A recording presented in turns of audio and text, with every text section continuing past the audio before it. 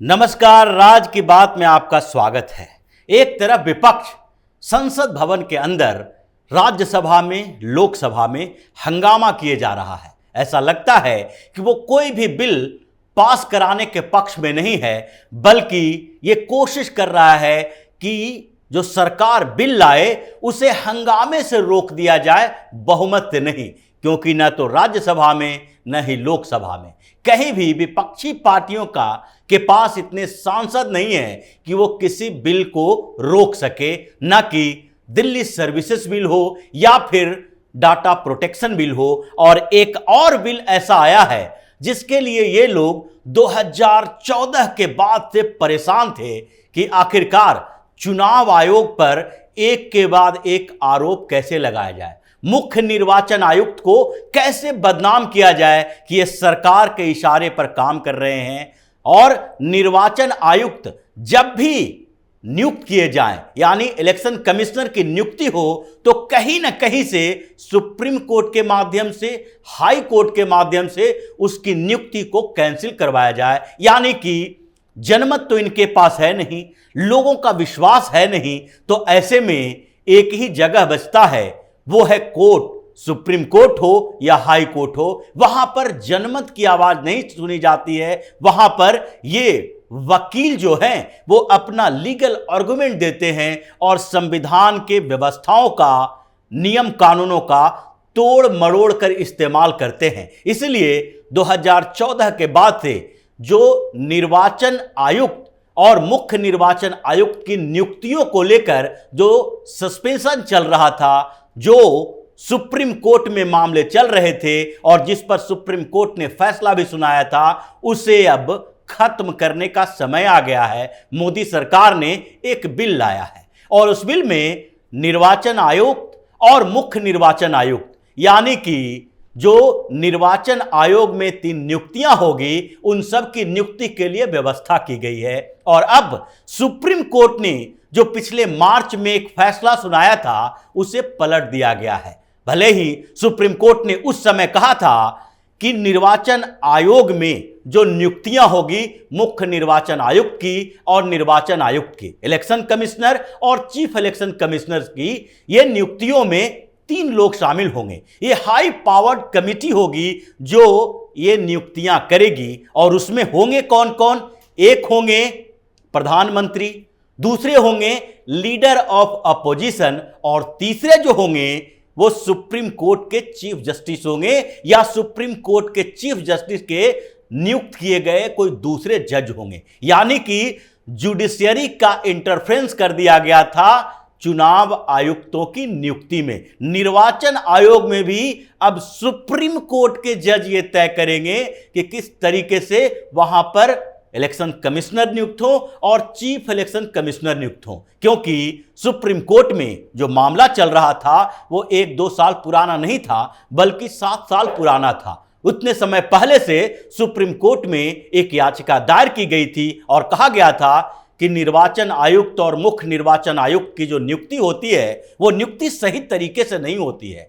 ये सारे विपक्षी पार्टी के नेता हैं, आरोप लगाते रहते हैं कि कैसे निर्वाचन आयुक्त और मुख्य निर्वाचन आयुक्त सरकार के अनुसार चुनाव करवाती है और उसमें सरकार की अहम भूमिका होती है, जिससे पार्टियों का, जो विपक्ष में बैठी हुई है, उसका विश्वास टूटता जा रहा है। यह कॉन्स्पिरेसी चली थी और सुप्रीम कोर्ट में लंबी सुनवाई हुई। 2015 में अनूप बर्नवाल ने एक पिटीशन दायर किया था और उस पिटीशन में कहा गया था कि इन नियुक्तियों के लिए व्यवस्था की जाए। सरकार का डोमिनेंस नहीं होना चाहिए कि अकेले सरकार अपने स्तर पर इन लोगों की नियुक्ति करे, क्योंकि विपक्षी पार्टियों को लगता है कि निर्वाचन आयोग के माध्यम से चुनाव निष्पक्ष तरीके से नहीं कराया जा रहा है। इसलिए 2015 में जो ये मामला सामने आया, क्योंकि 2014 में सरकार बदली थी, नरेंद्र मोदी प्रधानमंत्री बने थे और पूरे विपक्षी पार्टियों को ये लगने लगा था कि अब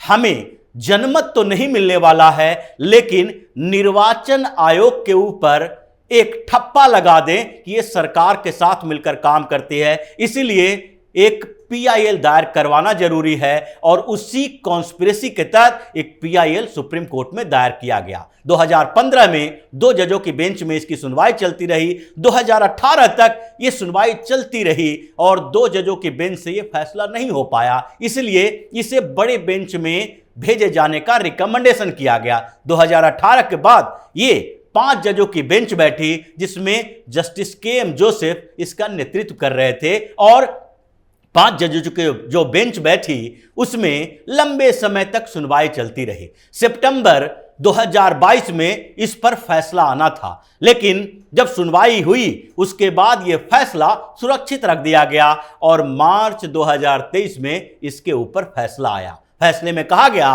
कि एक ऐसे पावर्ड कमेटी बनाई जाए, उस कमेटी में प्रधानमंत्री होंगे, दूसरे स्तर पर लीडर ऑफ अपोजिशन होंगे और तीसरा नाम जो होगा वो सुप्रीम कोर्ट से होगा, यानी या तो सीजेआई होंगे या सीजेआई जिस जज को नॉमिनेट करेंगे वो इस कमेटी में होगा और यही लोग मिलकर फैसला करेंगे कि मुख्य निर्वाचन आयुक्त कौन हो या फिर निर्वाचन आयुक्त कौन हो, यानी कि पूरा निर्वाचन आयोग में सुप्रीम कोर्ट का इंटरफेरेंस होगा। लेकिन उस फैसले में यह भी कहा गया था कि यह व्यवस्था अस्थायी है, टेम्परोरी है, यह स्थायी तो हो ही नहीं सकता, क्योंकि सुप्रीम कोर्ट भी ऐसा नहीं कर सकता है कि सरकार के सारे मामलों में इंटरफेयर करे। इसके लिए एक बिल लाया जाना चाहिए और जब पार्लियामेंट यह तय कर लेगा कि कैसे निर्वाचन आयुक्तों और चीफ इलेक्शन कमिश्नर की नियुक्ति होगी, उनकी प्रक्रिया क्या होगी और उनके टर्म एंड कंडीशन सर्विसेज के क्या होंगे, तो उसके बाद यह फैसला किया जाएगा कि वो सही प्रक्रिया है या गलत प्रक्रिया है। लेकिन सुप्रीम कोर्ट को यह उम्मीद थी कि जब टेम्परोरी व्यवस्था के तहत हमने सुप्रीम कोर्ट के चीफ जस्टिस या उनके नियुक्त कोई जस्टिस को इस कमेटी में शामिल किया है, तो सरकार यह हिम्मत नहीं कर पाएगी कि जब पार्लियामेंट में कोई कानून आए और संसद के कानून में बिल पास हो, उसमें जो कमेटी बनाई जाए उसमें किसी सुप्रीम कोर्ट के जज को या सीजेआई को कोई भूमिका नहीं दी जाएगी। लेकिन हुआ यही, अब बिल आया है सुप्रीम कोर्ट के, उस जज को या फिर सीजेआई को इस कमेटी से बाहर कर दिया गया है। अब जो निर्वाचन आयोग में नियुक्तियां होगी इलेक्शन कमिश्नर की और चीफ इलेक्शन कमिश्नर की, उसमें सुप्रीम कोर्ट का कोई इंटरफेरेंस नहीं रहेगा। सुप्रीम कोर्ट के चीफ जस्टिस या फिर उनसे नॉमिनेटेड कोई जस्टिस उसमें नहीं होंगे। 3 लोग होंगे जो निर्वाचन आयुक्तों और मुख्य निर्वाचन आयुक्त की नियुक्ति करेंगे। ये 3 जो कमेटी के मेंबर होंगे उसमें एक होंगे प्रधानमंत्री, दूसरे होंगे लीडर ऑफ अपोजिशन नेता प्रतिपक्ष और तीसरे वो होंगे जिसे प्रधानमंत्री नॉमिनेट करेंगे, वो कैबिनेट मिनिस्टर को। यानी कि लगभग ये माना जा रहा है कि प्रधानमंत्री नॉमिनेट करेंगे किसी वरिष्ठ कैबिनेट मिनिस्टर को, जिसमें लॉ मिनिस्टर भी हो सकते हैं या फिर कोई और ऐसे मिनिस्टर जिनके पास इसकी पूरी एक्सपीरियंस हो। इसलिए इस कमेटी से सीजेआई को सीधे बाहर का रास्ता दिखाया गया है। पूरी प्रक्रिया इसमें लाई गई है कि कैसे निर्वाचन आयुक्तों और मुख्य निर्वाचन आयोग की नियुक्ति की जाएगी। इसके लिए कैबिनेट सेक्रेटरी एक पैनल बनाएंगे और उनके साथ कुछ और सेक्रेटरी होंगे जो एक पैनल बनाएंगे और उस पैनल से, जिसको सर्च कमेटी कहा जाएगा, वो कमेटी 5 नाम प्रधानमंत्री को भेजेगी और वो 5 नाम इलेक्शन कमिश्नर और चीफ इलेक्शन कमिश्नर की नियुक्ति के लिए होगी। उन 5 नामों पर प्रधानमंत्री, कोई कैबिनेट मिनिस्टर और लीडर ऑफ अपोजिशन, ये तीनों मिलकर चर्चा करेंगे और उसके बाद उन 5 नामों में से किसी को इलेक्शन कमिश्नर बनाया जा सकता है या चीफ इलेक्शन कमिश्नर बनाया जा सकता है। लेकिन इस कानून में यह भी है कि अगर इन 5 नामों में से कोई पसंद नहीं आया तो किसी और नाम पर भी चर्चा की जा सकती है। लेकिन एक बात तो है कि 3 लोगों की कमिटी है, उसमें एक कैबिनेट मिनिस्टर होंगे, एक प्रधानमंत्री होंगे, एक लीडर ऑफ ऑपोजिशन होंगे। इसमें बहुमत के आधार पर फैसला लिया जाएगा। एक लीडर ऑफ ऑपोजिशन जो कि बार बार ये कोशिश हर जगह, चाहे सीबीआई डायरेक्टर की नियुक्ति हो, ईडी डायरेक्टर की नियुक्ति हो या फिर इलेक्शन कमिश्नर की नियुक्ति हो, हर जगह टांग अड़ाने की कोशिश विपक्ष करता रहा है। और इसीलिए इस बिल में यह व्यवस्था की गई है कि सरकार ही नियुक्ति करेगी। सरकार हमारी हो या आपकी हो, सरकार तो बदलती रहती है, लेकिन विपक्ष में बैठी हुई पार्टियां अगर एक एजेंडे के तहत लगातार इन मामलों को रोकने की कोशिश करे और सुप्रीम कोर्ट का सहारा लेकर सरकार के काम में दखलंदाजी करने की कोशिश करे, तो यह बर्दाश्त नहीं किया जा सकता है। और इसलिए अभी जितने मामले सुप्रीम कोर्ट में आए और उन सारे मामलों में जिस तरह के फैसले दिखाई पड़े, चाहे नियुक्ति को लेकर हो, एडमिनिस्ट्रेशन को लेकर हो, मणिपुर के लेकर हो, बेल को लेकर हो, सब में यही देखा गया कि सुप्रीम कोर्ट में जो अपोजिशन पार्टी और अपोजिशन पार्टी के वकील हैं, उन लोगों ने कानून का ऐसा गलत इस्तेमाल किया है कि फैसला सरकार के विरोध में लाने को मजबूर कर दिया गया। या जब फैसला सरकार के विरोध में नहीं होता तो उस समय कुछ ऐसे वर्बल टिप्पणियां की जाती है जिससे सरकार अनकंफर्टेबल हो। और इसलिए इस बार चुनाव आयोग को लेकर ये इंटरफ्रेंस नहीं चलने दिया जाएगा। और ये एक शुरुआत है जिसे मोदी सरकार ने लाया है और सुप्रीम कोर्ट के चीफ जस्टिस को इस पूरे सिलेक्शन कमेटी, पोल पैनल के सिलेक्शन के लिए जो कमेटी होगी, उसे बाहर कर दिया गया है।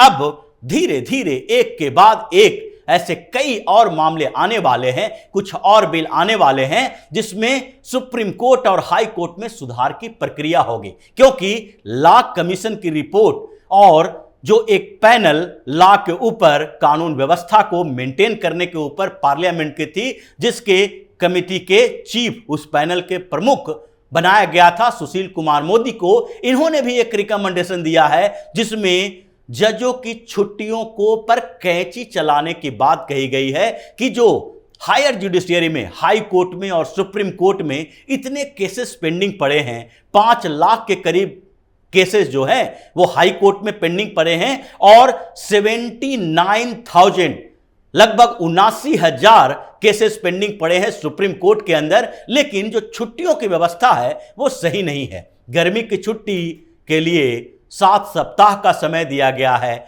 ठंडे की छुट्टी, सर्दी की छुट्टी के लिए 2 सप्ताह का समय दिया गया है, यानी कि 9 सप्ताह जो छुट्टियां होती है वो गर्मी और सर्दी की होती है। इसके अलावा होली, दिवाली, दशहरा, ईद और कई ऐसी छुट्टियां होती है जो कि सरकारी स्तर पर दिए जाते हैं। इन छुट्टियों पर कैंची चलानी चाहिए, कम करनी चाहिए और रोटेशन के आधार पर जैसे दूसरे विभागों में होते हैं वैसे ही छुट्टियां दी जानी चाहिए। इस पर चर्चा हो रही है और इस पर भी बिल आने वाला है। लेकिन अभी तो सबसे बड़ी बात यही है कि पोल पैनल में जो सुप्रीम कोर्ट के चीफ जस्टिस या कोई दूसरे उनसे के नॉमिनेटेड जस्टिस हो सकते थे, उन्हें बाहर का रास्ता दिखाया गया है। और अब ये बड़ी जो कॉन्स्पिरेसी की जा रही थी सरकार के खिलाफ विपक्षी पार्टियों के माध्यम से, वो कॉन्स्पिरेसी एक्सपोज हो गई है और बिल पास होने वाला है। तो इसी तरह की खबरों के साथ फिर से हाजिर होंगे।